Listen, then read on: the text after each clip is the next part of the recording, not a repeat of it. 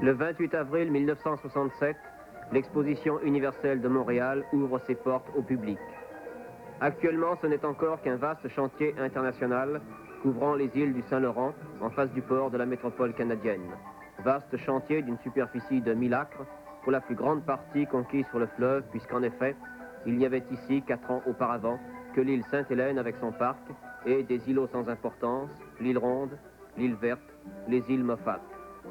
Il a fallu 30 millions de tonnes de remblai pour véritablement créer de toutes pièces les terrains de l'expo.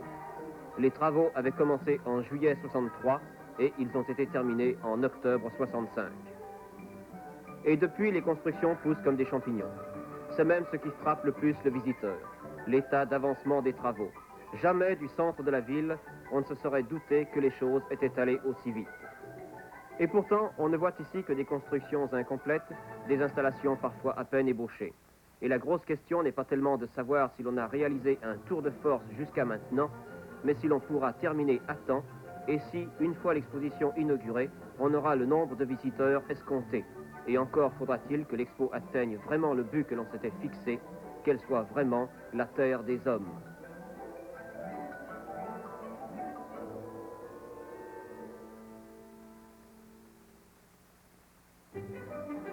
C'est pourquoi nous avons décidé d'entreprendre cette visite préliminaire, afin de nous instruire et afin de nous rassurer. Visite qui commence bien sûr par le pavillon de l'administration et de la presse, situé à l'entrée de l'expo à la cité du Havre, où nous avons rencontré tout d'abord son Excellence, Monsieur Pierre Dupuis, commissaire général de l'exposition universelle de Montréal.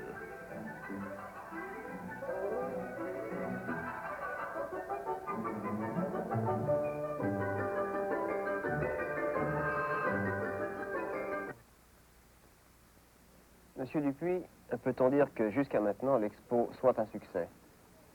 Je crois que le succès est assuré. Ce qui reste à décider, c'est quel degré de succès nous aurons. Nous pouvons avoir un succès à 80%, nous pouvons en avoir un à 90%, un autre à 100%.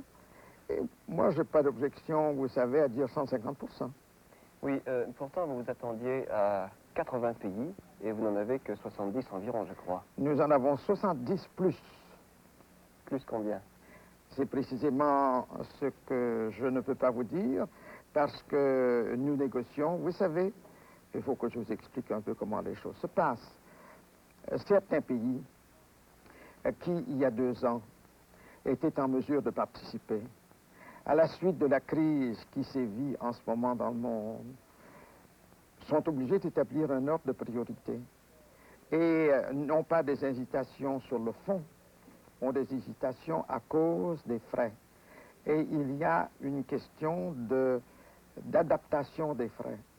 Et voilà pourquoi nous sommes obligés de laisser en suspens la réponse définitive de quelques pays, mais nous ne serons pas loin de l'objectif. Il y a aussi des compagnies privées qui participent à l'expo. Pourquoi? Et l'expo aura-t-elle un caractère commercial comme certaines expositions précédentes?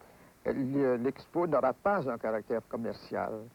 Dans les expositions qui étaient des foires commerciales, certains grands établissements présentaient des objets ou des machines qu'ils souhaitaient vendre. Par exemple, si vous alliez à New York à l'exposition au pavillon de la General Motors, vous voyez un certain nombre de voitures que l'on pouvait commander. Eh bien, chez nous, il n'y a pas de marchandises à vendre. Chez nous, il y a l'apport de compagnies privées à la civilisation du pays, ce qui n'est pas la même chose. Ça se passe sur un plan très supérieur. En somme, nous faisons de l'économie avec une majuscule.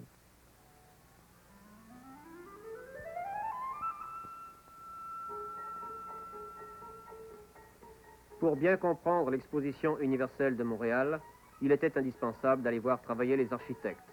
Ce sont eux qui ont conçu l'ensemble de l'aménagement et qui ont juridiction sur la coordination esthétique de tous les éléments concrets de l'expo.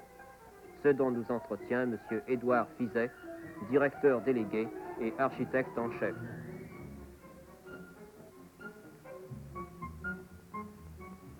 Le plus grand défi était la tâche première dont j'avais la responsabilité, c'est-à-dire l'établissement du concept et la composition du plan directeur. Il nous fallait préparer des plans d'aménagement sur les secteurs qui nous étaient donnés, qui nous étaient remis par la municipalité, par la ville de Montréal, c'est-à-dire.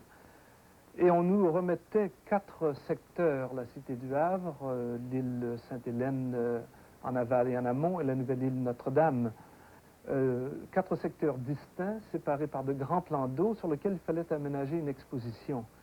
Ceci, évidemment, constituait dès le début un défi très considérable et une grande difficulté au point de vue de planification.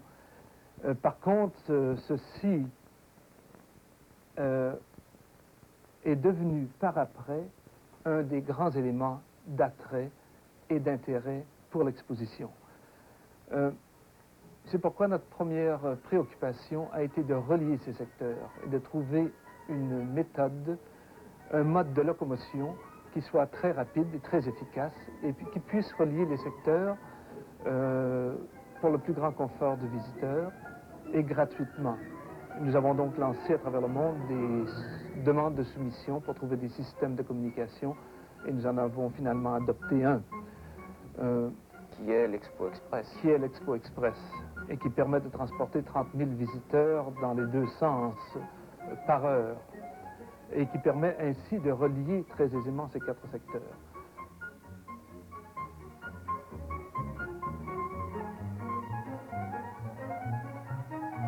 Monsieur Fizet, qu'est-ce que l'Expo a déjà apporté au point de vue architectural? Au point de vue architectural, je crois qu'il y a 2 aspects que j'aimerais souligner. Il y a l'aspect de contrôle et d'orientation architecturale que nous avons donné nous-mêmes pour l'aménagement entier de l'Expo, c'est-à-dire tous les secteurs publics et tout ce qui relève de notre contrôle.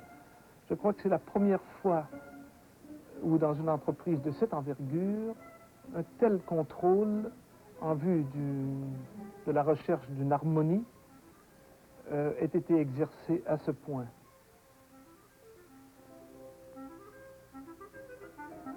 Le deuxième aspect d'intérêt au point de vue architectural est l'élément créateur qui se manifeste dans plusieurs constructions.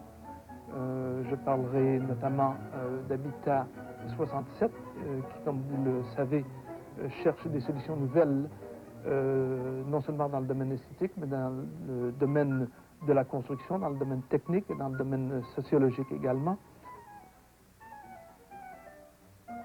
Mais des pavillons nationaux démontrent la préoccupation des architectes et des ingénieurs de nos jours, entre autres couvrir de vastes espaces par des éléments très légers de charpente, des éléments de recouvrement également très légers. Vous en avez des exemples frappants dans le pavillon de l'Allemagne de l'Ouest, par exemple. Ces grands éléments de toiles qui sont suspendus à des fils d'acier dans le pavillon des États-Unis, qui couvre également un très grand volume avec des éléments très légers, le pavillon des Pays-Bas, le pavillon également de l'Autriche.